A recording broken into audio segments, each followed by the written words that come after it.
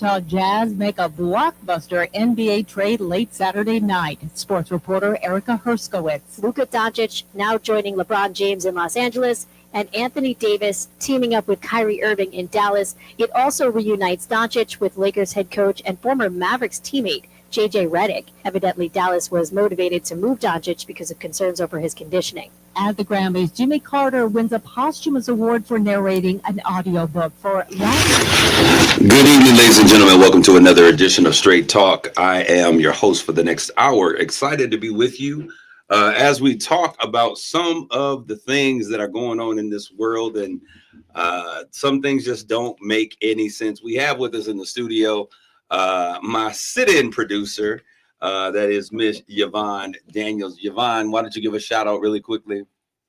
Bonjour. I'm used to what up though, and she comes in getting all fancy. Comment allez-vous? That's all I know. Shirasi Paris. No, we say so good to have her out. It's always a good time when she's in the studio. Yvonne, I think that you're going to be empowered by the conversation we have today. Looking forward to I'm it. excited to have you with us on today. We do have a special guest that's going to be in just one quick second. But as y'all know, they tried to cancel Black History Month. They said that Black History Month, Juneteenth, everything is canceled. And so you know how I do. Well, I just want to say happy Black History Month to everybody that's out there. Because as you know, we don't relegate Black history to just 1 month of the year, but we are 365 unapologetically Black. And so really quickly, I want to give you this quick Black history moment. Thomas J. Martin. I don't know if many of you may know him, little known Black history fact. On March 26, 1872, Thomas Martin, an African-American, a Black man, was granted a patent for his version of the fire extinguisher. I thought this was interesting because his name is Martin, and our former fire marshal was Ralph Martin, who now is a fire marshal for the state of Michigan. But Martin's invention listed in the U.S. Patent Office in Washington, D.C. under the patent number 125,063 was an improvement upon an earlier model of the fire extinguisher. The patent refers to pipe and valves and not the wall-hanging type of extinguisher that is normally displayed. Martin's fire extinguisher was wisely attached to a reservoir and stored water and used to spray burning fires. Although British Captain George William Manby is credited with creating the modern style of the fire extinguisher in 1818, Martin's improved version of this regarded as the first practical use of the machinery by most historians. So I wanted to give you all that little known Black history fact. And really quickly, I'm gonna just share what's on my mind before I begin to speak with my lovely guest that's in the room on today. You don't see her quite yet, but she's coming to the microphone in just a hot second. Our thoughts and prayers, Yvonne, are with all of those men and women who died in both the helicopter and American Airlines Flight 532 over there in the DMV area. The Potomac River. Yeah, such a horrific account of what has taken place. But, you know, so our prayers are with them. But then I got to deal, Yvonne, real quickly, because I know you had something to say about the comment that this was probably because of DEI. What you got to say, Yvonne? Oh, shall we pray? What in the world? And then there was a comment. He said that, and then he went back and said, well, maybe it was because there was a Black Hawk helicopter as well. So then you just, with that kind of stuff, I'll be honest with you, I can't take too much of it, so I just have to shut it down. Man, it's all crazy. Yeah. It's all crazy. So there's a lot that has been happening.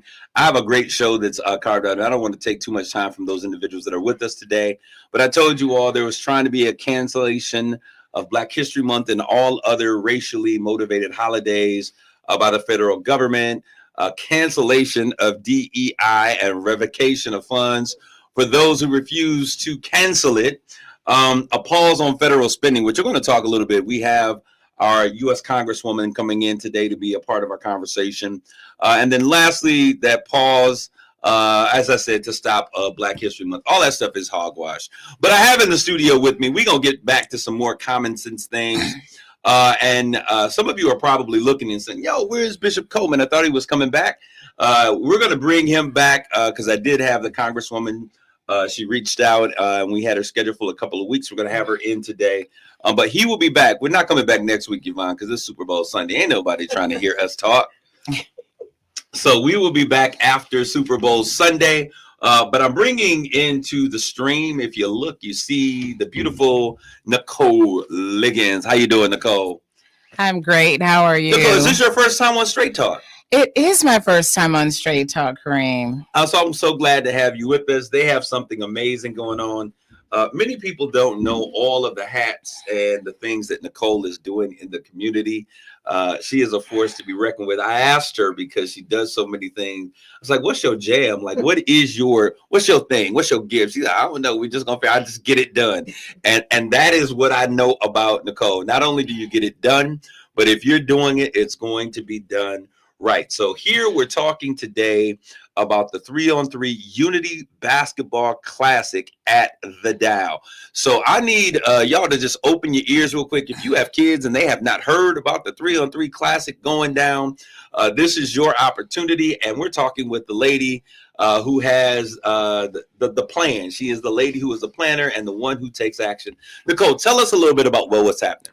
So thank you, first of all, for having me on to talk about this. So today I'm representing All-Pac Saginaw, which All-Pac stands for the Saginaw Advocates and Leaders for Police and Community Trust, which they examine issues affecting police and strengthen community relations. And so on Saturday, February 8th, we'll be hosting a 3-on-3 Unity Ball Classic. We are coining this the Showdown at the Dow.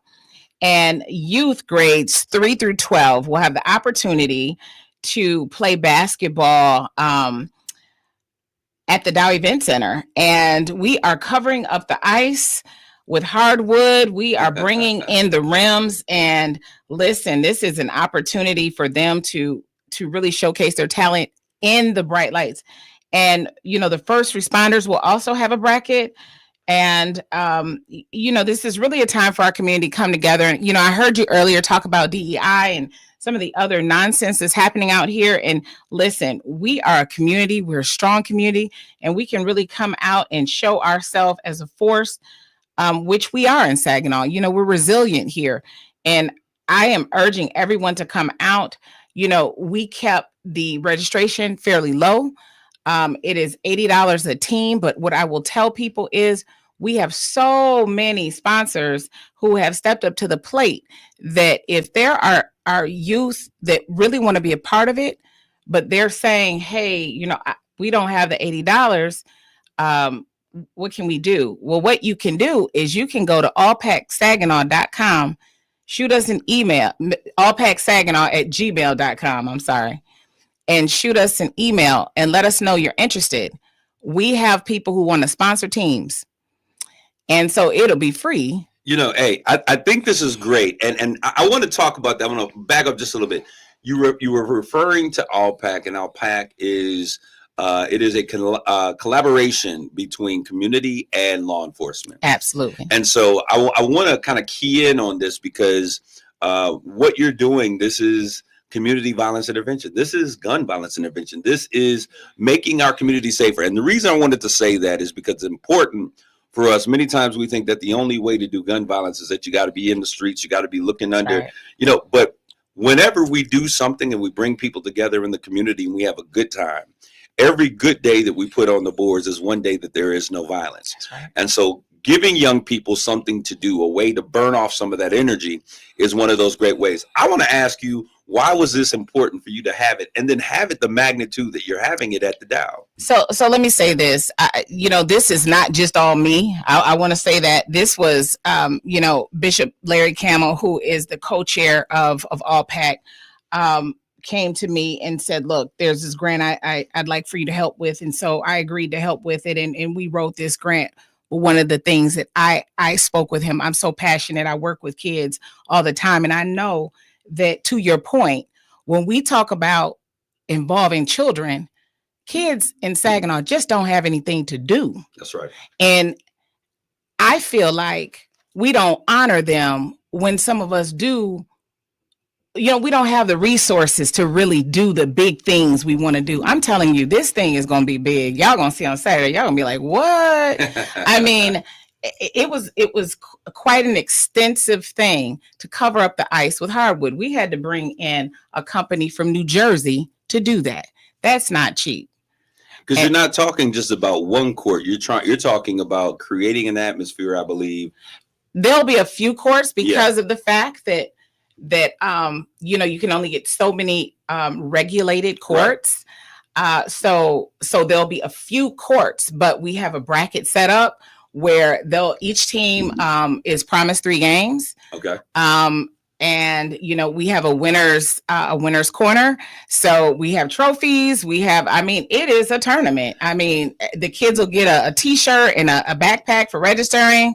And we're excited. I am so excited for these kiddos. Nicole, just excuse me, to your point, somebody in the stream, you just said the kids don't have anything to do. Ernesto said it's awesome what you're doing for the community. Busy kids are good kids. So thank you. Thank you so much, Ernesta Eguia. Primo. ¿Qué pasó? But I'm sitting here but I'm thinking about this, Nicole. And, it's funny that you're doing basketball because I'm just going to kind of turn a corner really quick because you are connected to someone by the name of Park who thinks they are a baller, and I know that your husband is just. Let me tell you about my Park real quick. I got to throw a shout out. My baby just made the MSHAA record book. She just hit 10 threes last week. She just made the record book, y'all. She did. She scored 37 points and she ain't playing. She scored 31 points and a half, and she scored 10 threes in only 3 quarters. So I guess the coach just got tired of her and took her out after 3 quarters. And we need to have her there signing autographs this weekend. She was on fire. She was on fire.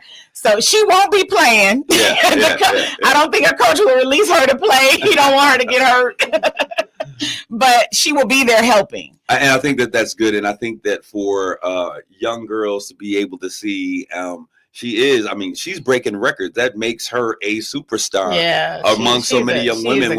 When we look at how Caitlin started, she started breaking those shooting records. And so young women all over the place are brought into the space of basketball. So once again, if people are interested in being a part of this, how do they get a hold of you, Nicole? How do they register? What's happening? So they can register at allpacsaginaw.com. They can go to Allpac Saginaw, our website, allpacsaginaw.com, and they can register online. And we've extended registration because we still have there's still some availability for teams because we know that, our rollout was a little slow and that had something to do with just some of the logistics of stuff.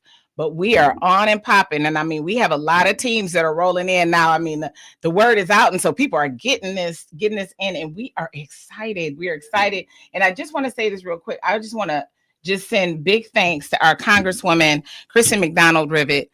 She has raised some dollars to help out in addition to some of our grant dollars that we have. And so I just want to give her a special thanks. she has been a partner and a supporter of what we've done with Allpac. And I want to also thank Chief Ruth. Chief Ruth, Saginaw Police Department has really been instrumental as well. And, a lot of times we don't see our law enforcement as helpers, but in a punitive light. And he really does care about these efforts and what we're doing. And so I will say this, it is going to be something big what we are doing. Y'all need to come on out. It's only $3 for admission. So we kept that low. It's not like AAU where you pay $30 to get in, y'all, and y'all got a mortgage, get a second mortgage to get into the game. It's $3 to get in. So she's giving shout outs to everybody else, but I want to say this, Nicole, every single thing that I've ever seen you put your hands to has been executed flawlessly and with excellence. And so I'm saying that because I think it's important for people to know that they're not coming to some fly-by-night event. No. But everything that you do has been done and executed flawlessly. I tell people, it's like, say what you want, but if you want to get it done and you want it done right, you need to talk with Ms. Liggins. So I'm excited about this 3-on-3 unity basketball game. Showdown at the Dow. I know that we have some young people that are going to be participating that are excited about it. I'm trying to see if we should get our whole, because normally we meet on Saturday and we're trying to connect all of the men and women that would normally be at the program and to get them to come down and celebrate and cheer on the teams that will be playing. Bring them. What else? Anything before we conclude this part and we take our first commercial break? Well, Or anything you like to share? I just want to say I want to just thank our sponsors. Guided Grace was a sponsor. The State Bank is a sponsor. We know that Jimmy Green came on as a sponsor. We have the Plumbers Union Association was a sponsor as well. And again, the special thanks to our Congresswoman. Listen, y'all come out to this. I want to also thank our mayor. Our mayor has been really instrumental as well, man. Yeah. Mayor Brenda. Now she's gonna kick everything off at 8:00. She gonna listen. Y'all already know she is gonna be on point with hyping everything up. So listen, come out. This is a great time. You know, we're gonna have a lot of stuff for our little kiddos to do. So in the downtime, you know, we have selfie tents for our teens. We have bounce houses for our little ones. I got a tattoo artist coming in for the little kiddos, an airbrush tattoo artist, and some other fun little stuff for them to do. So come on out and support this. So the event will begin with an opening ceremony, which will be welcome messages and supporters from Congresswoman Kristen McDonald-Rivet, which will be here shortly. We'll talk about the state of affairs and what's going down with this freeze in federal funding. But you also have Senator Gary Peters, Representative Amos O'Neill, who is always involved in the community. As you said, the mayor with the mostest, Mayor Brenda F. Moore, who will preside over the closing events. So there is a lot going on in this small period of time. Guided Grace and Youth Services, the State Bank, all of those individuals, all packed. Thank you for continually making great things happen. And Nicole, you got somebody else. I just want to thank my husband. I want to leave him out. We talked about your daughter, but we didn't get no shout outs to Sly. I want to thank Sylvester Liggins. He has been working. Sly has been working behind the scenes to help organize and get some of these teams in and get the reps and all that. So thank you so much, Sylvester. I really appreciate all your help. Shout out, Sly. You are truly an amazing guy. And every time I've talked with you, you can always call me because you are a quality guy, a really sincere, genuine guy. So I greatly appreciate you. Nicole, I thank you for coming in, sharing this. Come on, community. We always talk about there's nothing to do, nothing going on. I need you to share this. Go to our Facebook social media pages. If you're watching there, share this information. The post is going. Where can we find it on social media so they can begin to share? I believe that it's on Facebook. You can find it on Facebook, but again, go to ALPACT, ALPACT, Saginaw.com and register. Okay, you'll be able to find the flyer on there. I want to give them a call to action. I want you to do that. I want you to download the flyer. Then I want you to post it on your social media pages, and let's begin to share. Let's pack that house out. So that our young kids can feel supported. It's one thing to be able to play basketball under the lights. It's another thing when you get your mamas, your cousins, your play cousins to come and to cheer you on. We certainly want to thank each of you for tuning in. Let's make this happen for our kids so that they can feel like they are Kobe and Jordan and LeBron. We're going to pump them up so that they feel like they can fly. All right. Thank you so much for Nicole for coming in. We're going to take our first commercial break. We'll be back after these commercials.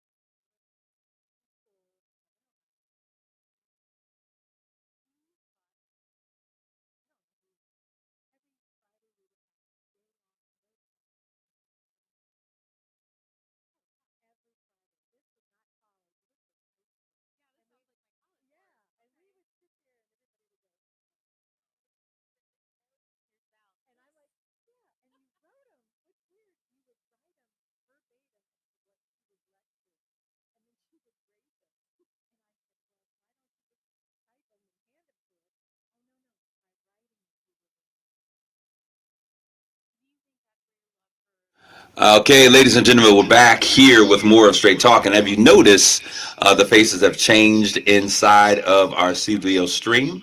I am hoping that everything is going right. Me and Yvonne, whenever Yvonne is in here, she's producing for me. We have the most interesting experiences here in the studio. Are you hearing what I'm hearing, Yvonne? I am. And so right now we're having a very interesting moment take place. But we're gonna get going here. We're gonna see that hopefully this works out. Other way. Take it all the way As down. we try to figure out what's going on here, because we are not. I'm hearing buzzes and humming and all kinds of things going on in the studio. Yvonne, we're gonna take just one pause for the cause, and I'm gonna. Yvonne, can we take a quick commercial break? Can you throw something in the stream? And we'll be right back to get to this conversation.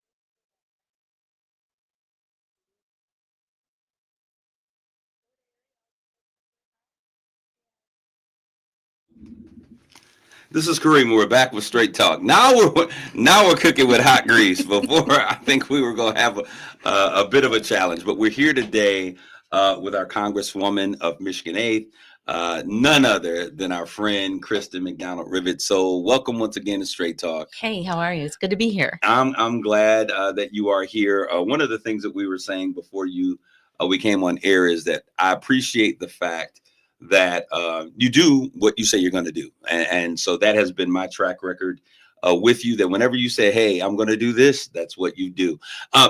There is so much going on. Okay. Oh my gosh. I mean, if there was ever a day to be a part of Congress, I don't know if this would be my choice.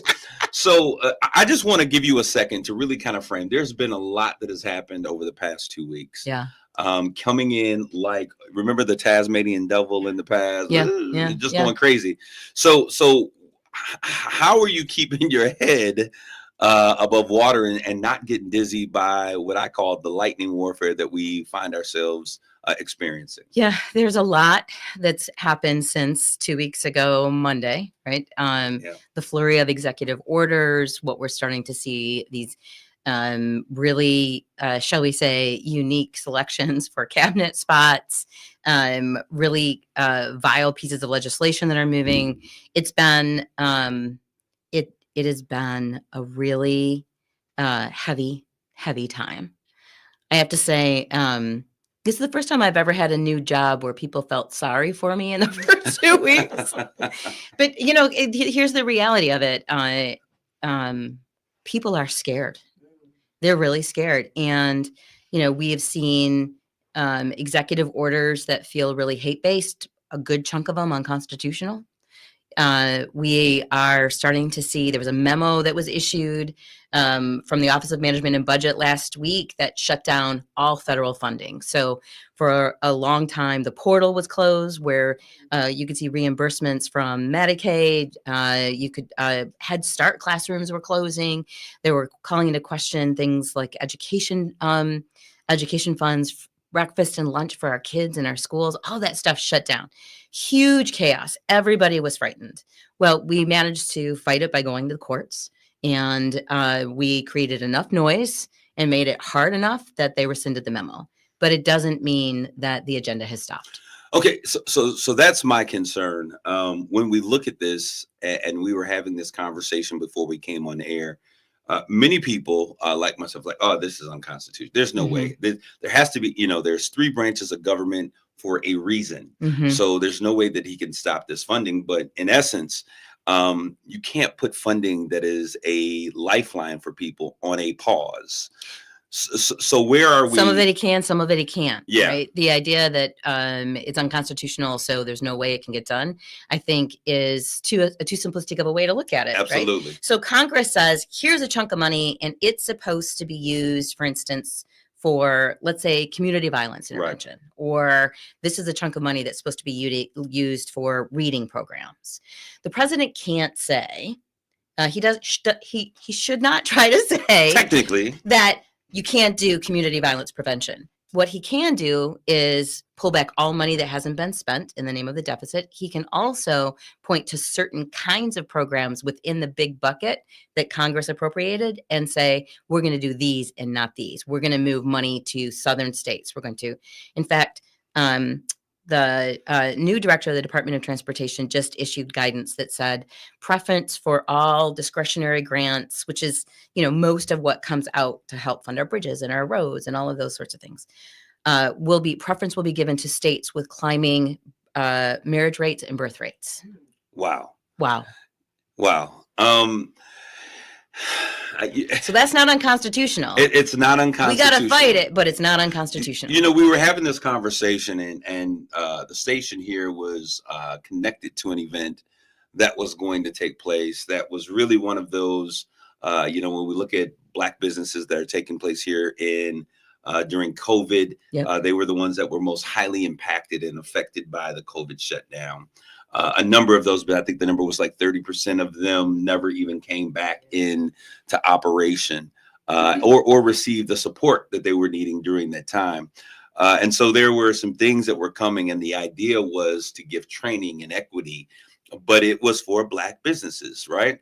And so because it was tied to a university, it has been rescinded. So the entire situation that was meant to empower folks who have been affected most by a particular situation is no longer existent. So when we think of what's going on, we have to also think that universities, colleges, public institutions, Michigan State canceling a DEI event because of fear for removing or losing funding in a particular area. So this has an impact that is so far-reaching and impacts so many of us that it's absolutely just mind-blowing.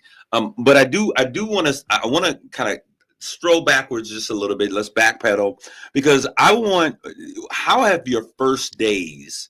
Before we go there, can I just say one quick thing? So there are two things that are going on here. Okay. Right? One is... She's like, no, let's roll up our sleeves. Let's get into the weeds. This is called straight talk. So, all right, here we go. Let's keep it straight. So the administration's trying to do two things. One, they're actually trying to stop funding from going to programs that are working on equity or in places, frankly, that don't tend to vote in that direction. Absolutely. But more than anything, what they're trying to do is scare people. So universities may be pulling that funding because they've been told to, or they may be pulling the funding because they're afraid if they don't, everything else is going to get impacted. And I'm not just pointing at universities here, but this is both actual policy and real live fear tactics. And I'm glad you said that, because I was sharing with someone that, to me, terrorism is meant to scare you. Yeah. There are things, you blow up something, you call. So when you start talking about taking away people's livelihood and their lifelines and how they support and how they, make it through tough times, this is a scare tactic. This is, in my mind, and this is just me talking, not the congresswoman, this is domestic terrorism. You cannot scare your people to the degree that they're afraid to operate. Congress is afraid to move. The Republican Party is afraid to do anything that may put a target on their back. And so we are operating in a time when all power is being grabbed by one particular arm of our government. And I think that this is, let me see how far and how much I can get away with. When Project 2025 said that the idea was to see if we could create the most powerful president ever, we see those tentacles happening. What other elements of this are you seeing as you operate in Congress? So I'm not at a point where I'm calling this terrorism. Absolutely. That's a little far. That's me. But I will say that they literally put out a book of what they said they were going to do. This is outlined in Project 2025. So, when you look at the executive, so the memo came out. Yeah. On a day where, not the memo. The horrible tragedy of the plane crash and the helicopter crash. Okay. You mean the DEI event? Yes, right. So the president held a press conference in the wake of that and said, this is potentially because of a DEI hire, which was abhorrent, right? Needed to be challenged. Absolutely. But while he was doing that with no evidence, because there is no evidence, right? The evidence is pointing to something very different. Right. Nobody talked about the executive order he dropped that day. Wow. That attempted to rewrite the way we teach history in the public schools in this country. That's right. It was a smokescreen. Right, including redefining the narrative around slavery. That's in that executive order. So let's just make sure that what we're paying attention to are the things that are not necessarily making it to the forefront.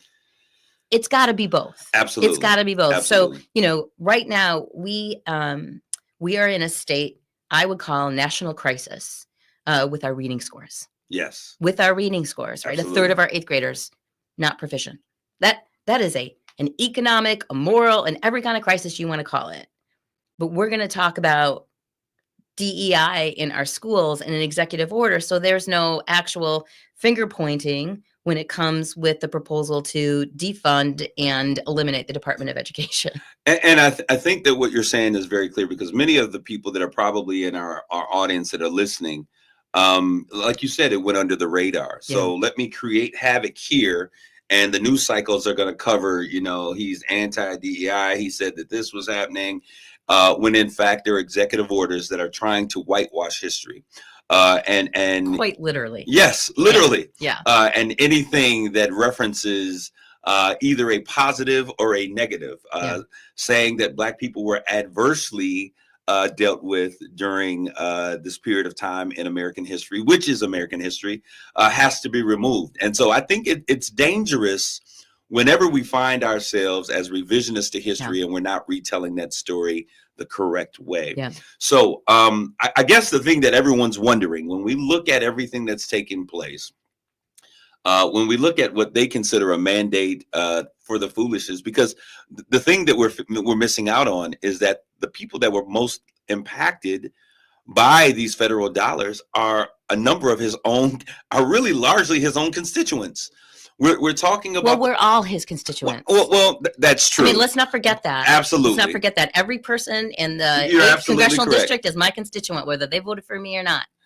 But my thing is this: I'm not expecting anything to come out based upon what I've heard and what he's seen and what he's promised and what he's doing. Yeah. But when you look at it, I'm talking about that core MAGA component, those very strong Republicans, those let's say Texas, Kentucky individuals who are saying, hey, we want to get our country back. They are the ones that are impacted by a lot of these dollars and a lot of these fundings. When we look at this new trade situation and the tariffs that are taking place. So let's talk about that. Absolutely. Right? So first of all, the majority of voters in my congressional district voted for Donald Trump. Yeah. And there's a reason why they did that, Yep. right? And let's just talk about it. And you hear me say this all the time. 60% of jobs in Michigan pay less than $50,000 a year. And I don't know if any of y'all went to the supermarket this weekend and tried to buy a carton of eggs, but it's right around $9. Yeah, it's crazy. It's crazy. Yeah. It's crazy. So the reality of how hard it is to get to the end of the month and pay your bills, how hard it is to get to and stay in the middle class, retire with dignity, that's out of reach for most people. And so I think that there is a frustration, there's an anger that we can feel that led people to the conclusions they made at the ballot box, right? But we do need to talk about these tariffs. A 25% tariff on Canada, our buddies, right? Our buddies, is really damaging for everybody. Everybody. I mean, it's not just about a higher priced avocado from Mexico, right? Right. It's really the way that trade works, and putting those tariffs on, beginning with our partners in North America, will raise grocery prices even more. Absolutely. I don't know anybody who can afford to pay more for groceries right now. We have to start talking to them. We need schools that are doing stronger. They're stronger and they're supported in a way that get our kids, reading, writing, math, right? That's really, that's a core. We need to make sure kids are fed. Yeah. Whether we're talking about the SNAP program or the free and reduced lunch. And we need to make sure that grocery prices don't climb any higher. Those are basics. It's kind of interesting because that was the reason why so many people voted. It was supposed to be about the cost of butter, the cost of bread, the cost of eggs. And today I heard him say basically, hey, get ready because they're going to stick it to you and it's going to hurt for a while. President said it's going to hurt. So when we look at where we are. The question is it worth it? Is it worth it? Right. I mean, well, we're here now. It's easy to say it's going to hurt a little while if you have enough money to get through the end of the month. Right. If you, Kristen, you got an amen corner. I got an amen. That's awesome. You can come with me everywhere I go.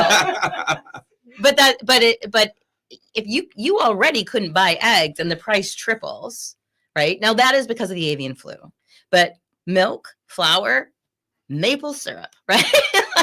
This is the cost of soybeans matter in Michigan. Absolutely. Right? That's a trade issue. We have to, so everything is going to get more expensive, and it's not okay when you surround yourself with billionaires and to say, well, it's going to hurt a little while.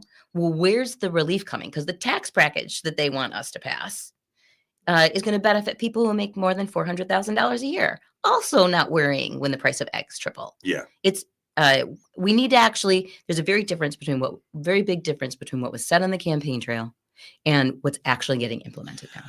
One of the things that I was looking, and I saw something on social media where you were encouraging people, like, listen, if you're not satisfied, if you're afraid, if you're upset, if you're scared, get a hold of me. Yeah. And you put your information out there for people to contact you. What is the sentiment? Tell us what's going on in DC. How are people feeling? I know that for here, I almost feel like we are on the board of a like on the border of a constitutional crisis. There's a fear that affordability of things is just really gonna go out of this world. Yeah. What is the sentiment from your other colleagues? What are they saying? What's happening in those conversations, and what are Democrats and independents planning to do to respond? So the sentiment in the district, which I try to spend the majority of my time, Right. is one of fear and uncertainty. And in Washington, among the Democrats, the U.S. House is run by this extraordinary man named Hakeem Jeffries. Right. And Hakeem called an emergency meeting of all of us on I don't know, this week sometime. Because this week has lasted 4 months. Right. Right. But basically said, look, we're going to fight this in 3 ways. The first way that we can fight it is the courts.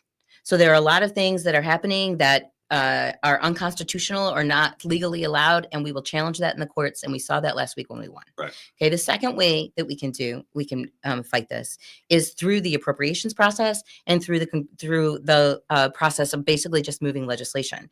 Right now, the Republicans have the slimmest margin that they've had in almost 100 years. It's 215 Democrats to 220 Republicans. So we have the ability to negotiate as long as we stay unified. And then lastly, we have to fight it on the streets. And what I mean by that is let's put a face and a name on what these cuts look like. I had a press conference from a Head Start on Friday. This isn't just a freeze of federal funds. This is a 3-year-old who will no longer have any preschool. This is what we're talking about with Meals on Wheels. I used to deliver Meals on Wheels, right? On Fridays, when you deliver lunch, you also deliver all the food for the weekend. These are seniors who are not going to get food. That's what these freezes mean. So when I went out on social media, I love to hear folks should call my office, which you can find us on the internet pretty easily. Call my office anytime. But don't just call and say, we want you to fight. Call and say, this is why I'm worried, and here is my story. The more stories that we can collect, the more faces we can put on what's happening, the more power we're going to have. And before there's despair, right? This is Sunday. This is the day where we have faith. Yes. Right? Should be Monday, Tuesday, Wednesday, Thursday Yes, as well, I right? got But you. this is we hold in faith. And I know, and we have seen time and time again in this country, when we are able to humanize stories, when we are able to come together, we go shoulder to shoulder. I know the moderates and the progressives, they tend to want to duke it out. Not right now. We go shoulder to shoulder and we push back. That is how we fix this. I also want to just kind of think or talk a little bit about what I consider an attack on the 14th Amendment. What is considered to be an American? How do we define ourselves as a nation? What do you say when you see some of the things that are taking place, redefining what Americans are? So at its core, the Constitution defines what a natural born citizen is, and I don't see any wiggle room in that. Particularly for me coming, you go far enough back and you see my ancestors coming over from Ireland on a boat. Right. So that's real. That's what's real. Right. Now let's talk about what's being said, because this is different. We've already seen that being the executive order that challenged that being challenged in the courts, and I actually am very optimistic about that holding. Right. But what's really happening is the attempt to create a culture of fear of, hey, y'all, it's us against them. And then the definition of the them. Yeah, right? We've seen this before. Over and over. Yeah. It's tried and true. It's throughout, I have a bachelor's degree in history. This isn't just a Donald Trump thing. No, right? this is a thing that happens. Yeah. We've identified it. And as scary as that is, the good news is we beat it before. We know we have tools. So I understand the instinct to turn off the news, to stop reading the paper, to, binge watch Netflix and try to wait it out. I get it. In fact, I'm 4 years guilty a long of it. time to wait. I'm guilty of it a day or two. But we have particularly, let's just talk about what Saginaw is like. we march with the parents of murdered children, and we show up to mentoring programs, and we attend one another's churches. We know how to do this. And I think, the sort of locked arms, and it's okay to look to your right and look to your left and said, I'm scared. Are you? Yup. I'm scared. Are you? Yup. Okay. We're all scared together, but we're still going forward. This isn't, don't give up. And, I was with a group of 120 people in Midland who got together on Wednesday night to talk about this in a room where we expected 20 people. 120 showed up, right? Wow. And what I said to them is that, someone said to me, why, when it feels like the world is on fire, did you pick up your axe and head into the burning building? But here's what's true. If one person heads into a burning building, they're going to burn alive. Yeah. If 100 people head into a burning building, they'll put the fire out. And that's how we have to think about this. I was going to ask you, Pastor. No, she's preaching sermons on Sunday. I was going to ask you, what would be your message to hope to those who are listening, those who are afraid? But I think that is a great message. I've been talking on this show for quite some time about the importance of collaboration. Today, I think the unifying in a time when things that we consider a part of our American culture, celebrating Dr. King, celebrating Juneteenth, those things are so important. The least or the worst thing that we could do in this time is to turn and to see each other as the enemy. That's 100%. And I feel as though a lot of what's being done is to create that sense of otherization. Exactly. To those that we are neighbors with, to those people that are on our street, to those that we go to school with and we sit in, community spaces with. What do you say to the community? How can we get past this? What would be your panacea, if there were one, for how we get past this? So let me say there isn't one, but I also want to say that when you think about the groups that are on the ground doing the work and have been on the ground doing the work for decades. Yes. The fastest way you can get community groups to turn on one another is restrict the money. Yeah. Restrict the money, make them compete for a smaller and smaller pie, right? What's happening now? Yeah. So when we think about that, so I think it's important for us to remind each other and keep our heads about what is really happening and who we're really angry at, right? And so it's just, if you're walking alongside somebody who agrees with 80% of what you agree with, they're not the problem. Yeah. They're just not the problem. And it's hard and it's scary and it's emotional. And we are going to have moments where we're pointing the finger at each other. But, I'm a mom of 6 kids, right? Like at the end of the day, we still got to love each other. We still got to love each other. And that's where we are. You said that you were a history buff, and it reminds me of the Bacon Rebellion, if you could remember. Oh, see, now you're going to embarrass me. Okay, no, and I'm going to bring it to, because there are other instances where this is the same thing. When we look at the rich aristocrats that were coming over, what do you call it? Aristocrats. That's the word.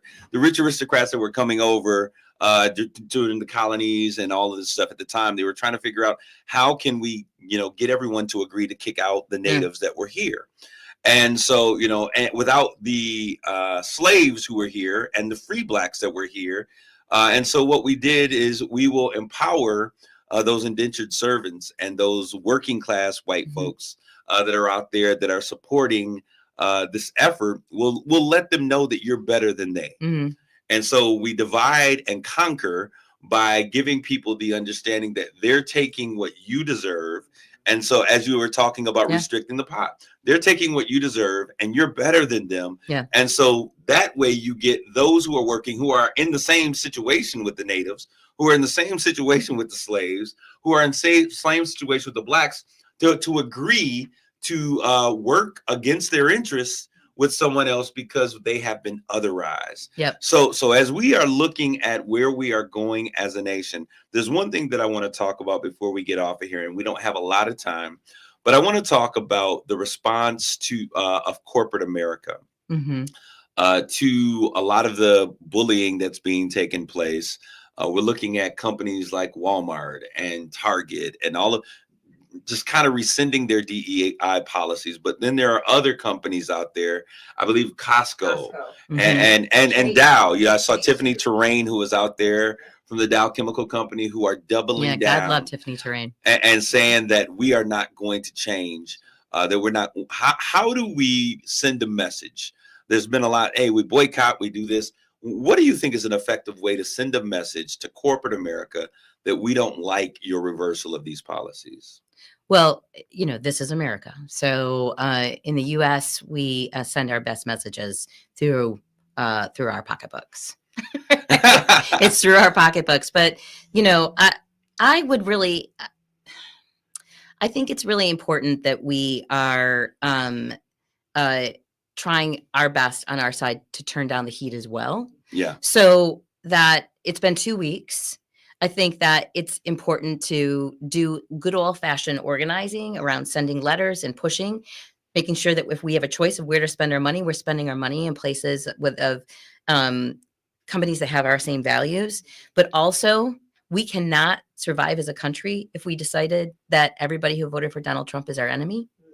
We actually shouldn't be in a place where we have decided that a president is somebody that we are going to be mad at for 4 years, right? But isn't that usually what takes place? I mean, it feels satisfying, right? It feels satisfying, but we have a responsibility as community leaders to figure out how we're going to come together and heal this. And it's hard to imagine healing when it still feels like the wounds are continuing, that it's not, but we have to look out to the place where we are not tearing each other about and othering each other as a full community, because there's just no path to recovery if we don't.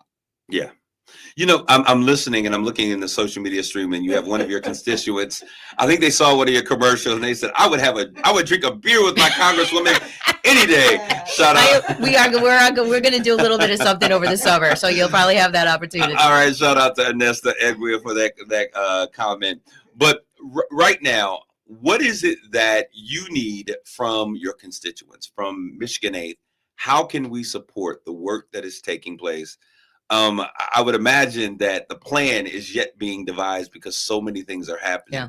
But what is the thing that we as members of Michigan 8 can do to support the work that Congress is trying to do to stop the madness? Well, we need the stories to be loud. We need the places in communities and the things that we prioritize, which, in Saginaw, a lot of times it's our kids. Yeah. Right? It's our kids. This is where we need to speak out in every way we know how. How do we do that? So when you say that we need to get, you need the stories, how do we get those stories to you? You call my office. Okay. We have a district office in Flint. Another one will be opening this summer in Saginaw Township.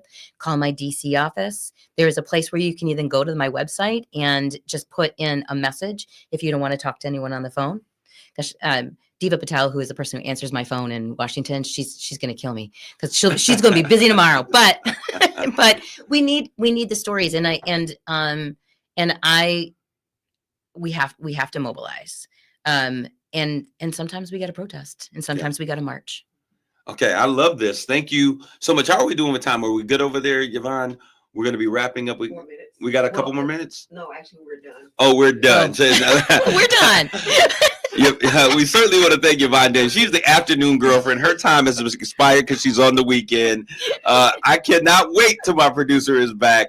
But I love you, Yvonne. Thank you for sitting in. And always, Congresswoman Rivet, we certainly thank you for coming in and really just updating us and sharing with us, giving words of wisdom and hope. I thank you for that. For those who are listening, thank you for your continued listenership. Thank you for making this your number one show on Sundays at 6 p.m. We thank you. Take care of yourselves and each other. God bless you. Grace and peace.